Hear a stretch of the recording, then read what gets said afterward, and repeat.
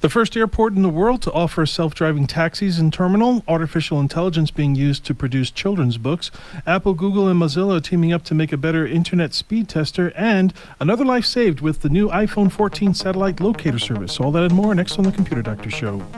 You're listening to the Computer Doctor Show, your source for technology subjects affecting your business and personal life during this new normal. Your host is an award-winning office technician and IT specialist, author, tutor, ethical hacker, and recent winner on localbest.com as the best computer shop in Tucson. Broadcasting live, here's Aaron Moss. Good afternoon, everybody. Welcome to the Computer Doctor Show, your headquarters for up-to-date scam awareness, science, and cutting-edge technology talk. This is episode 115. I'm Aaron Moss, your host. Thanks for tuning in with us every Saturday at 2 p.m. We post all of our bonus shows and bonus content on ComputerDoctorShow.com. Again, ComputerDoctorShow.com. We love to hear from you, so give us a call during the show with your computer, internet, and cybersecurity comments and questions on our open studio line, 520-790-2040. We have Rob in studio with us today, co-hosting from the Unscrewed Theater. Sir, how are you? Oh, good. How about you, Aaron? Nice to see your Mickey Mouse attire on here. Yep, always a pleasure to be here. All right. Are you going to be talking like Mickey Mouse? Or okay. I don't have a falsetto anymore. My voice changed. Okay. We'd like to show some love to Mike and the team at Perfection Auto Works for all of your car's needs. Reminding you that the best time to fix your problems with your cars before it takes your wheels out of commission. That's why Perfection Auto Works has the free 26-point inspection so that you can fix problems before they happen. For an appointment, call 520-323-8650. Again, 520-323-8650 and perfectionautoworks.com. We have a great technology show for you today. So some tech news happening this week, as we mentioned before.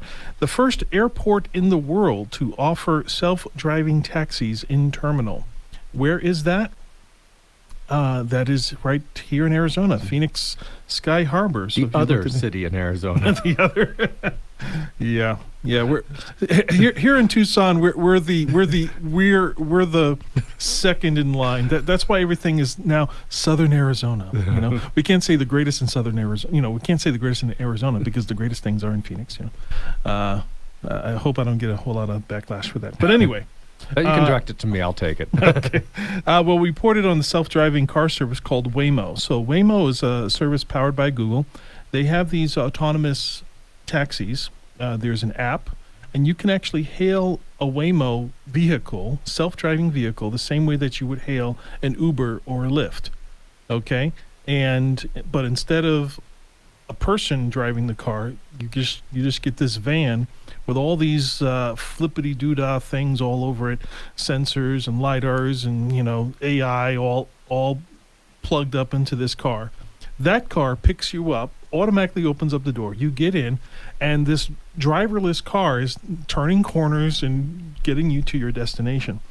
Apparently, these cars can now get you to Sky Harbor Airport, and according to the Waymo website, they are still operating more or less in the Chandler area.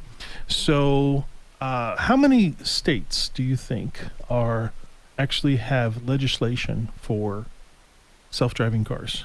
How many do you think? Let's see. How many really conservative Republican states that hate regulation are there? Probably Arizona's might be the first. Arizona was in the leading top. So Arizona was one of the top ones. Michigan and California obviously followed suit. Now, Michigan with the automotive industry makes a lot of sense. Sure, there we go. But right now, as of today, there's about 31 states that have legislation for self-driving cars. But that doesn't necessarily mean that they're actively doing that. I know I'm still waiting for the Domino's. I've been seeing the commercials for the self-driving, the electric cars that Domino's Pizza was doing. So Domino's is trying to do some sort of automation. They're trying to get flying pizzas, self-driving cars for their delivery service. They even had those self-driving, those small cars, the ones that they have up at the university. They were those little six-wheel vehicles that drive around there. Exactly. Yeah. I forget what they're called. We did an episode on them, so that's interesting. So are the Waymo vehicles electric, or are they just gas powered? They are. I They might be hybrid. Okay. That is an excellent question. I don't have the answer for I was that. just wondering what happens if you're in the car and it ran out of gas. If you got to drive to a station, you have to fill it up before you can keep going. That would be a very interesting situation there. That they would work all this technology in there, but they didn't figure out the gas situation or the charge Yes. situation. Also, Apple, Google, and Mozilla are teaming up to make a better internet speed tester. So when we are questioning our internet speed, one of the things that we can do is we can check our internet speed. So there's services like Google. You can Google, if you just go into Google and just do speed test. Yeah, that's the MLab one, right?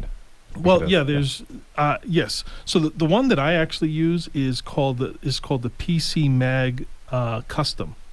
It's created by PC Magazine. So PC Mag Custom Speed Test. It gives you a big orange screen.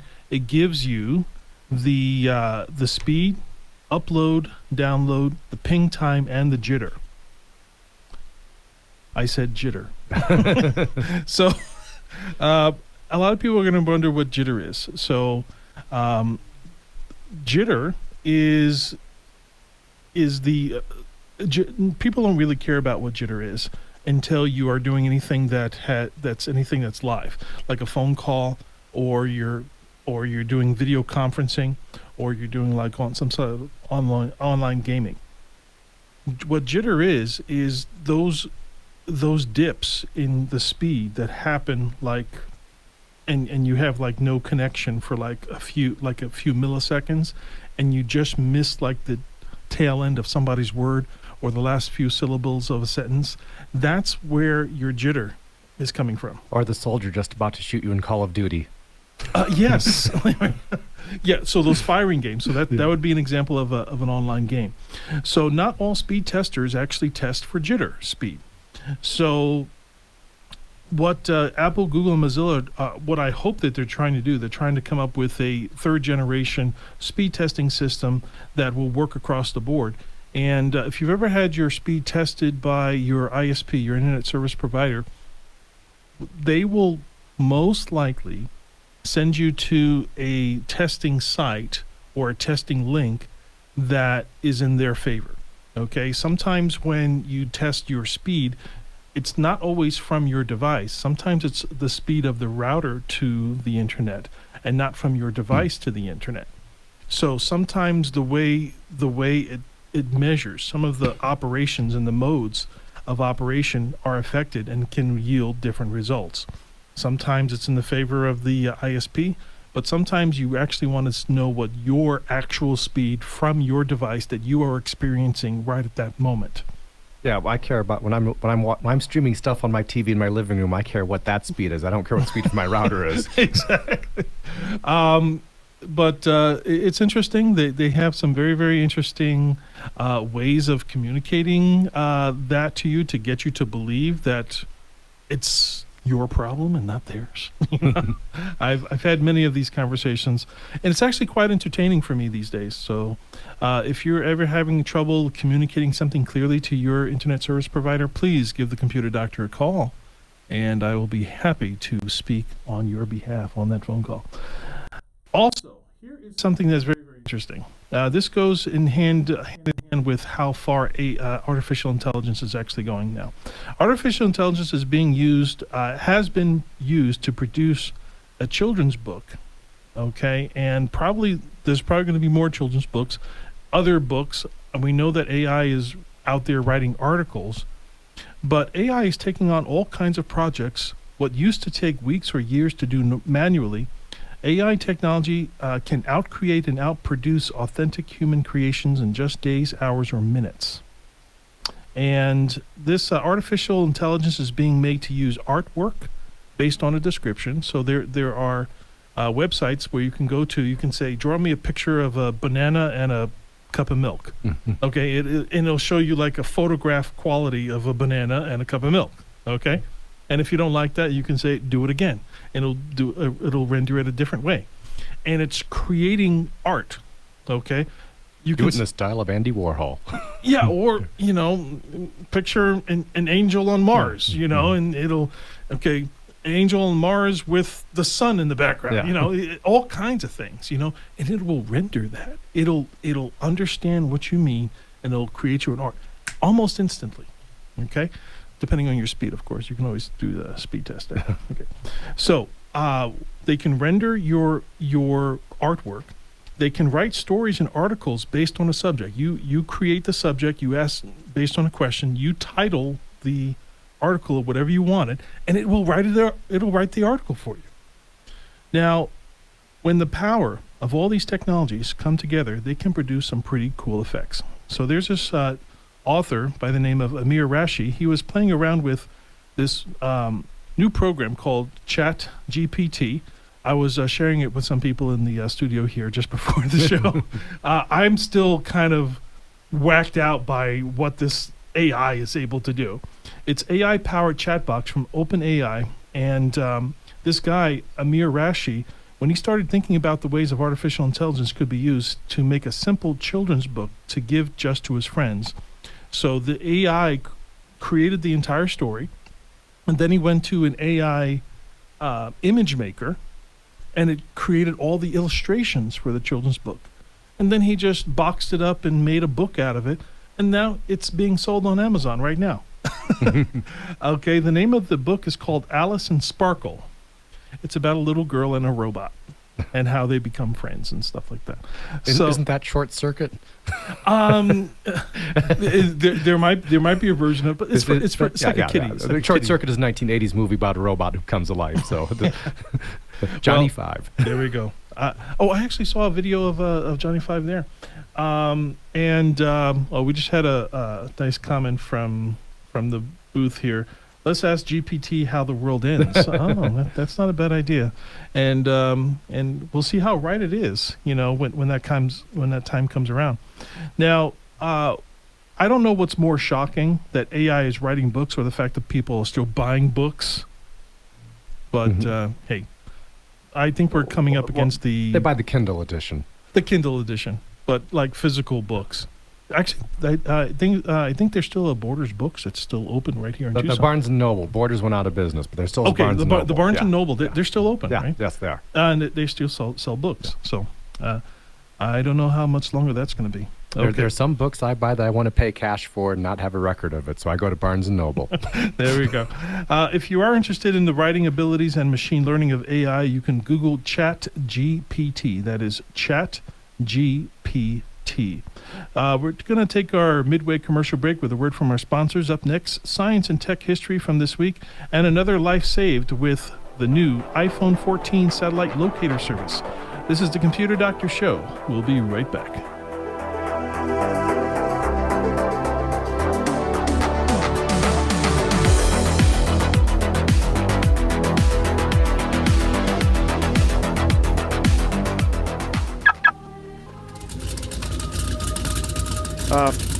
Can I help you? Yes, I'm having some trouble here. Look, man, it's Christmas Eve and we're closed. If you just listen to our story. You see, we've been traveling for a long time. Our car is about to die. My wife Mary is about to give birth, and no one seems to get us in for car repair. Can you help us? Hey, is she okay? All right, look, pull your car forward. Here you go, Joseph. Just like new. This is truly a miracle. It sounds like it's been reborn. How can we ever thank you? How much for this? Hey, Merry Christmas. God bless you, sir. That's strange. There seems to be a bright light shining down on their car. I wonder who they are.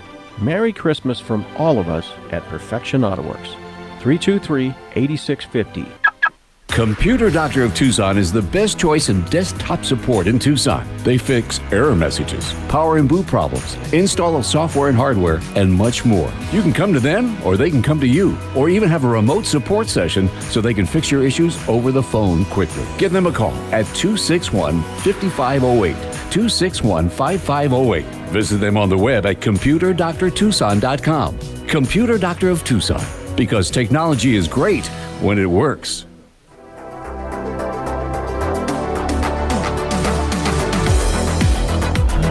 Welcome back to the Computer Doctor Show, your source for scam awareness, science, and cutting-edge technology talk. I'm Aaron Moss, your host, along with Rob, co-hosting today from the Unscrewed Theater. Before we get into our next segment, Rob, tell us about the Unscrewed Theater. Well, Unscrewed Theater is Tucson's home for improv comedy. We have shows every Friday and Saturday night, and we're doing I'll just highlight our Elves Gone Bad, a Pirates Christmas show, which we have shows tomorrow at 1 o'clock, then on Christmas Eve at 1 o'clock. And it's a wonderful interactive family show for the kids, and the kids get on stage and participate and have a lot of fun. All our shows are very interactive with audience suggestions, so go to unscrewedtheater.org for information on all our shows. We have musical improv, family improv, uncensored improv, and something for everyone. Okay, well, there we go. And the website again? unscrewedtheater.org. Okay. Go ahead and check them out. We're going to take a look at some science and tech history. We only had one this day, and Rob, what is it? It is December 17th. Oh, and I forgot to look at the year. 1903. 1903. Yes, I always have to remember the year, but it was the Wright Flyer in Kitty Hawk, North Carolina, the first powered flight. Orville and Wilbur did that day, and let's see if I can actually find the actual numbers here again. The first flight was 12 seconds for 120 feet. First powered flight, of course. Now, they actually did more than one flight that day.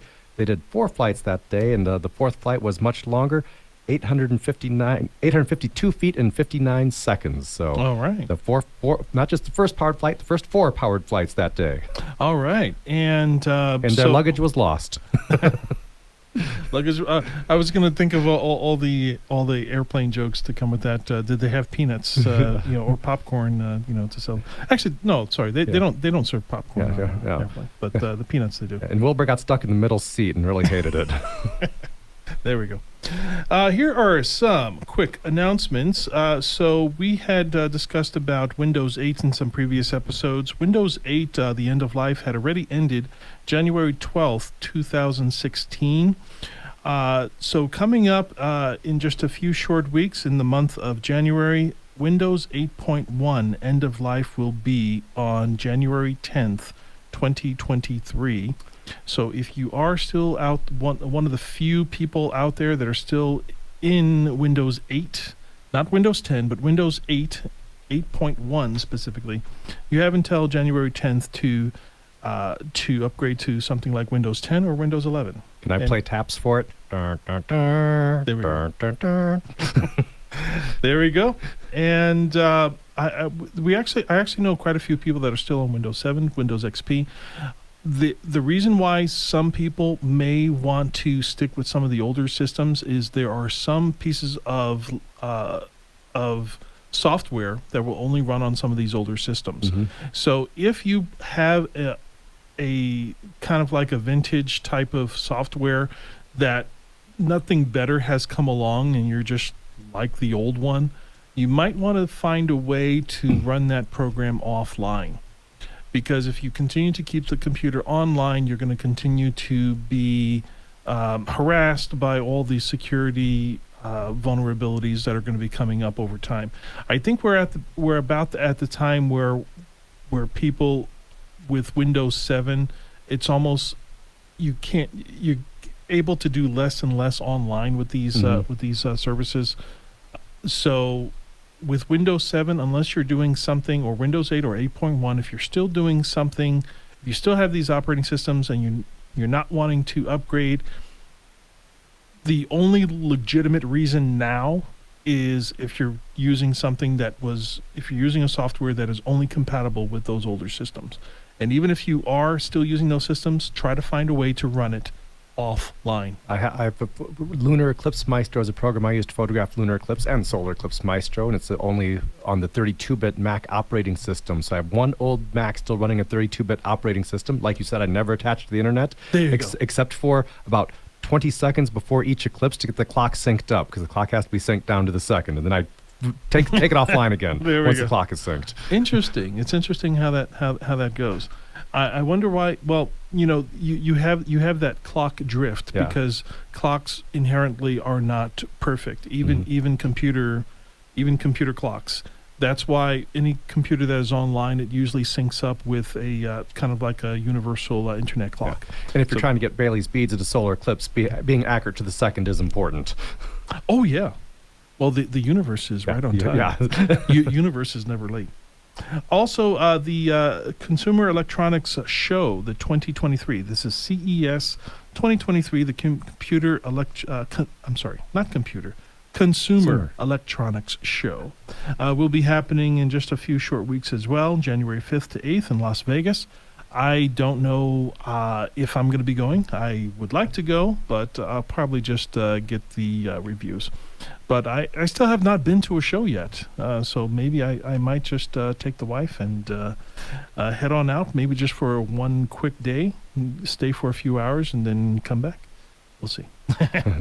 Okay, here is another life was saved with the iPhone 14 satellite locator service. Now, iPhones that are iPhone 12, iPhone 13, I don't think that they have this service, but excuse me. Thank you. So so with the iPhone 14, this satellite locator service, the way it works is, if you're in an accident, you have the ability to turn this satellite emergency satellite service on, or I believe it's by default turned on. And if you are driving in an area that's a dead zone, and for example, you're in an accident like this couple just 2 days ago in California, a couple fell about 300 feet off a treacherous section of the Angeles Forest Highway in California, and it happened to be in a section where there was absolutely no cell service. It was a complete dead zone. It's a spot where the Los Angeles County Sheriff's Department usually responds only to fatal crashes. Before the show, we were talking about a little bit about Kitt Peak and some of the roadways leading up to Kitt Peak. Yes, and in 2016, they found wreckage of a car that went over the embankment at Kitt Peak and ended up at the bottom of a embankment there. And How old was that? 2000. It disappeared. Person disappeared in the year 2000, and they found it in 2016. So about 16 years later. Yeah, so I think that was too late. There was no... Yeah. Did they find anybody in the car? Yes, there were remains in the car. I did Okay. check that in the news. So I'm sorry to hear that. But you see, things like that, if a car goes off the edge and nobody is around to see it, what actually happens? What options do they have? There's no cell service. It was unwitnessed. They're by themselves. If nobody heard of the wreckage and there's nobody else that saw it, then what hope is there for survival of anybody? Okay?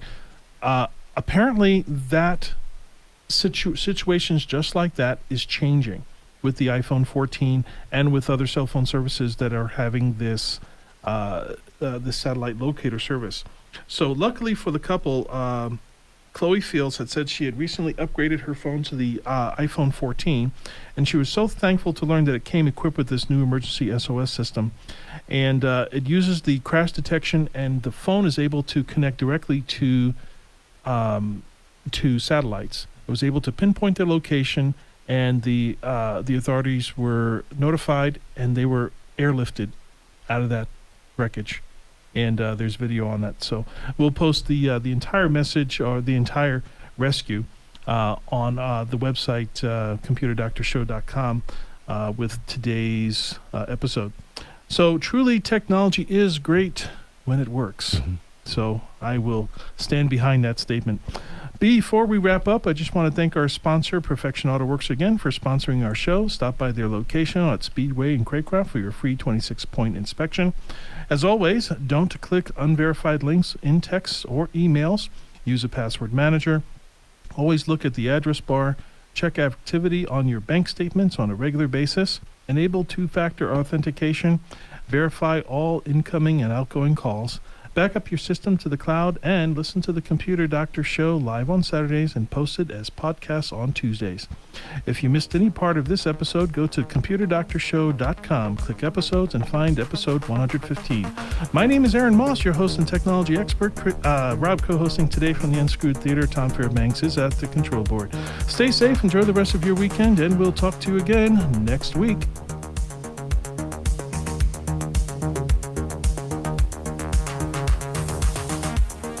We hope you enjoyed this episode of The Computer Doctor Show. If you missed any part of this live broadcast, we post all our episodes online at computerdoctorshow.com. Remember, the world is getting more and more tech, and so should you. To stay current with technology, listen to The Computer Doctor Show each week for local and global tech insights. If you have suggestions for a topic on a future show, send us an email at info@computerdoctorshow.com.